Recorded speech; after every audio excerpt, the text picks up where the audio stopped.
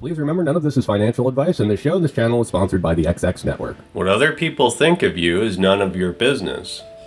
In the BVI, it's like any modern 21st century company. Their personnel are everywhere. BVI, sorry. The British Virgin Islands. Okay, yeah. Their legal function is in Canada. Some of their executives live in Europe or Asia. You know, it's one of these 21st century companies where, you know, everybody works remotely. But they're headquartered in the BVI. But the legal function is the GC is in Canada. So he's in the same time zone as at least some of the prosecutors, and is able to respond to these requests, you know, really, in, like I said, 24/7. So that's an example of something that is the polar opposite of the FUD about Tether, and the narrative that's been built up by Tether over time. And I do think that if more people knew, regular people, not law enforcement people, regular people knew that this is something that Tether does for law enforcement, for U.S. law enforcement, and is so relied on by U.S. law enforcement, I think it would start to change the narrative, you know, even more than other events have, because it's something that, you know, Tether's actually a really valued partner of DOJ, and that's something that most people would not be aware of. USDT is often the focus of negative narratives, but it's not that simple. Tether is used all over the world, especially in developing countries like Lebanon, which suffered from a financial crisis. The shadow government of Myanmar uses Tether. Tether is dollar pegged, making an advantage to the U.S. economy. But Tether is also working with the Department of Justice and other governmental agencies. They will freeze tokens on demand, while the competitor Circle requires a judge's orders to freeze tokens. It's an extension of the U.S. government. By controlling the stablecoins, the U.S. government controls crypto. This crypto trading of crypto assets was not big enough to destabilize the financial system, but it was starting to develop links with the financial system. I don't know how that will develop, but we had banks and investment funds and others who wanted to invest in it. And I think we should think about regulation before it becomes integrated with the financial system, and before we could have a potential systemic problem. And the last reason to maybe to regulate it is that there are technologies here which could, and I stress could, be of real use in the normal financial system, more efficient ways of doing things, potentially more resilient ways of doing things. That hasn't been proven in the crypto world, but if we can provide a regulatory space where people can see if they can develop products using this, we might be able to get the benefit of some of those technologies. This is John Cunliffe. He's a Bank of England governor, and you may remember that the Bank of England is partnered with Ripple. So there was an interview where Brad Garlinghouse said that the Bank of England is a paying RippleNet customer. So in 2017, signed a contract with the Bank of England to use Xcurrent. Xcurrent is a messaging system, so they're able to send payments like an email. So that's all the banking information, the router numbers, the account numbers, all that stuff gets turned into this cryptographically sealed envelope and sent over the internet. And it was a much efficient way to send these payments versus SWIFT. Now, since then, SWIFT has updated to SWIFT GPI, but Ripple already made that partnership. That's a Trojan horse. They're already set into this partnership. Now, John Cunliffe says that crypto needs to be regulated because the traditional world is now moving towards the crypto world, and it could be systemic. So they need to regulate it so all the banks know the rules on how to invest and use it, right? He also specifically says a sandbox for utility. So the banks can't just use ODL right now. They need to get approval from the central bank. And we know that right now there's ODL partners in England who approve that, the central bank, the Bank of England. So they support XRP's use case. They don't support crypto at large because it's filled with a bunch of scams and Ponzi's and stuff. But John Cunliffe is saying that they're going to regulate this and it's going to come to fruition. Utility is what's going to matter at the end of the day. Now, I also referred to in my speech today to CBDC, central bank digital currency, and also to the linking of the UPI. Now, the payment systems in this region, UPI, we have already entered into agreements with countries in this region, for example, with Bhutan and other countries, with Nepal. And we are trying to sort of provide that UPI facility to make cross-border payments much easier in this region. If India wants to connect to Bhutan's CBDC system with UPI, there needs to be interoperability to the private XRP ledger. We know some of the largest banks like Yes Bank, Kotak Mahindra, and Federal Bank, Bank Defar are all RippleNet partners. Not to mention Naveen Gupta previously worked at NPCI, which is the Payments Corporation of India that developed UPI. David Schwartz spoke at NATC 2021, which was an event focused on Indian technology. Why did he present about the XRP ledger? One of the largest banks in Nepal, called Himalayan Bank Limited, partnered with Ripple. According to the CEO, we have also tied up with Ripple and expect to start our services through them very soon. Ripple suggested how to create a policy in India for digital assets. The Center for Internet and Digital Economy wrote a direct model will become too onerous for the RBI given the lack of experience with large-scale technology projects, while a synthetic architecture might become too risky. For the scale of which CBDC will impact the economy, especially the financial system, even with the hybrid model, the government will have to make a choice between an indigenous technology partner with blockchain capabilities or a foreign company like Bit Inc., Soromitsu, Ripple, etc. They have established a CBDC expertise. Central bank digital currency we have launched. It's in a trial phase. We are moving about it very carefully, very cautiously, because this is something where we have to be very careful, and the approach has to be very cautious, very careful, so that because if there is a cloning or anything which happens, it can be very, very risky. So we are moving through it very carefully. So that could be another area where there can be room for cooperation. Then the other initiative that the Reserve Bank and together with the Government of India we have initiated is the rupee settlement of international trade. We are already in discussion with some of the countries in this region and to facilitate rupee settlement of cross-border trade in the South Asian region. So that can be another area of that is one area which has a very big potential in the years to come. I'll stop here. Speakeasy is a dApp built on the XX network. It's like Discord or Telegram, but much cleaner. All messages are sent through a mixer and the metadata is shredded. It's also protected with quantum-resistant encryption. I created a Speakeasy for crypto research. If you want to join, I put the invite in the description below. The goal is to share research about crypto, economics, charts, or just to chat. UPI is available in Singapore, Bhutan, UAE. This is an Indian payments app where the user puts in the phone number and username, much like PayString that Ripple developed. The question is, how does currency get converted? If you're able to pay using UPI to a merchant in the UAE with rupees, the merchant isn't collecting the rupees if they're in the UAE. The reason that UPI is available in the UAE is by a bank called Mashreq Banks, and they have something called NeoPay. Mashreq Bank stated that they offer same-day credit to more than 30 countries through its alliance with Nium. Nium used to be known as Instarem. That is one of the first ODL partners. Right. So that begs the natural question. I mean, you've been on the board of NPCI in the early days, and you've seen the phenomenal growth of UPI, right?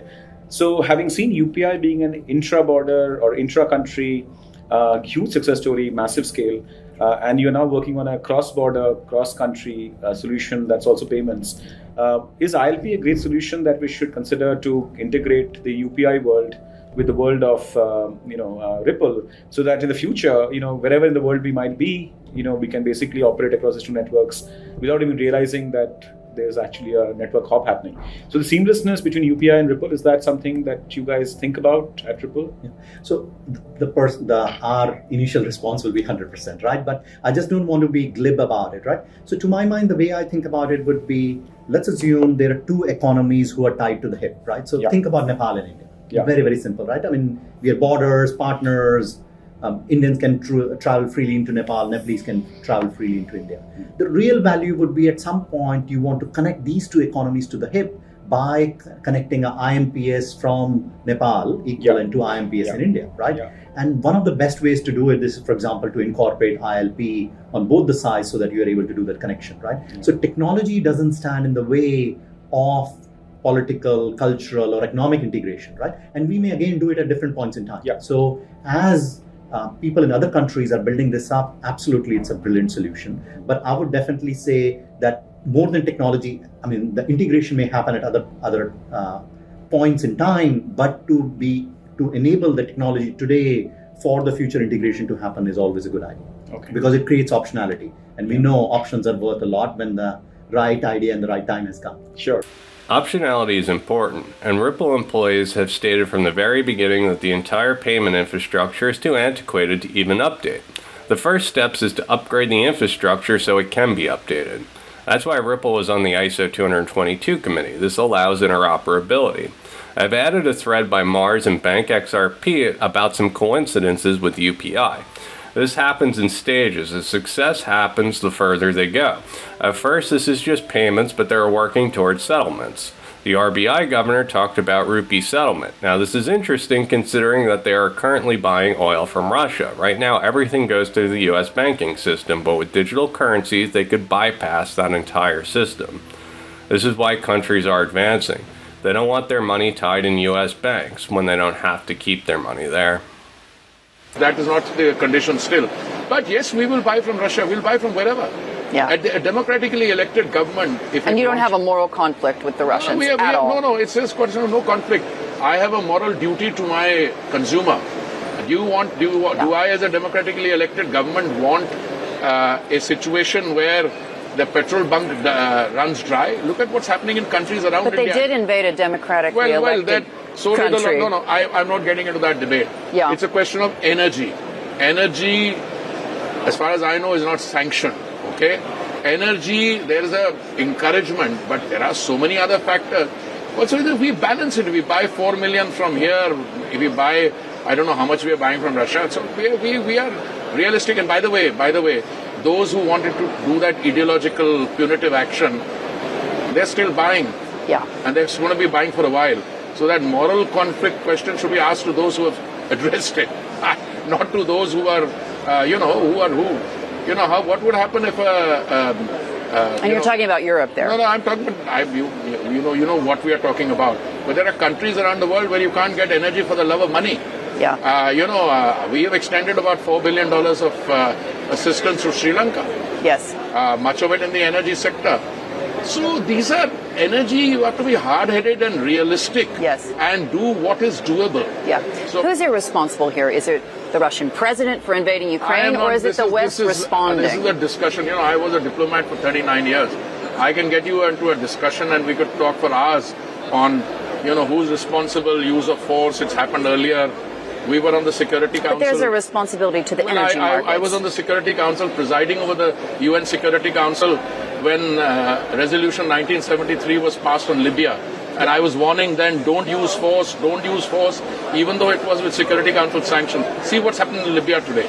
Then in Syria, there was no authorization. See what's happening. Look, energy today is the lifeline of economies. The warning signs are there. I've repeated on my channel that weaponizing SWIFT, weaponizing the US dollar, will result in countries bypassing the US dollar. Now, this is an instantaneous development. This has been a trend, and countries are working to lower their dependency on dollars. That doesn't mean that the reserve currency goes away. It means that the dollar as a payment reserve currency goes away. This is happening in real time, slower than the clickbait headlines suggest. Just look at the BIS Innovation Hub. All of the projects that they're working on are set up to bypass dollars. That's what their goal is, to bypass dollars with CBDC swaps. Well, first of all, I did actually read. Have we got an echo? That's okay. First of all, I did actually read the white paper back in, must have been 2018. I didn't read a lot of white papers, but that was one I did. And I came to the conclusion back then, and things have changed, so let's go from there.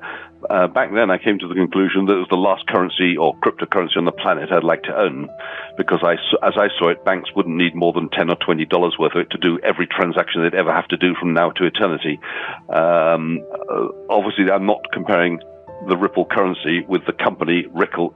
Clive is technically correct. Banks could send unlimited IOUs for $20 worth of XRP. However, he's missing the bigger picture.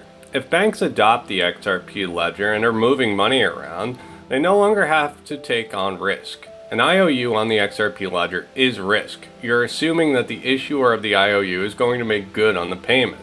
XRP bypasses that. There's no longer a need to take on risk. And that's how the entire banking system works. It's on risk. So if you can eliminate risk from the equation, you can eliminate costs. To make clear, this is not just about blockchain and it's not just about distributed ledger. There's, as you often see with technological change, it's a number of different technologies coming together. I could give you a very real world example for those people who've bought a house. When you buy a house, you have to transfer the funds from your bank to your solicitor. The solicitor keeps the funds, the solicitor on the other side gets the title, and when the conditions of the contract are ready, the two solicitors agree and exchange the title to the house for the money.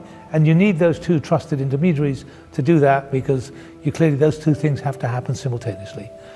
If you can find a way to make a digital, tokenized, as it said, representation of the title of the house and a tokenized representation of the money, and you can create a contract that can't be interfered with, that says when certain conditions are met, those two things will happen automatically, then we take out, if you like, a whole area of delay, activity, cost in the chain. And you could think about that for share trading. You could think about that for trading of bonds.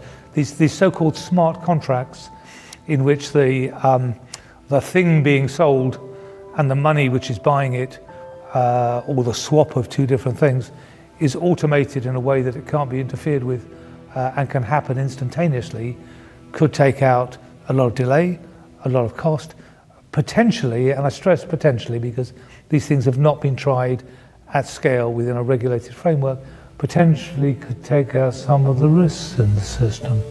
The entire banking system runs on risk, and the cost of risk is enormous. That's at the heart of every decision a bank makes. It's risk. With smart contracts, instant settlement, trustless ledgers, you're removing the risk. Technologies are going to converge and a new system is emerging. No one is in charge of your happiness except you. Thanks everyone, I hope you enjoyed the show. Please take a moment to like and subscribe. If you enjoy content like this, please consider joining my Patreon.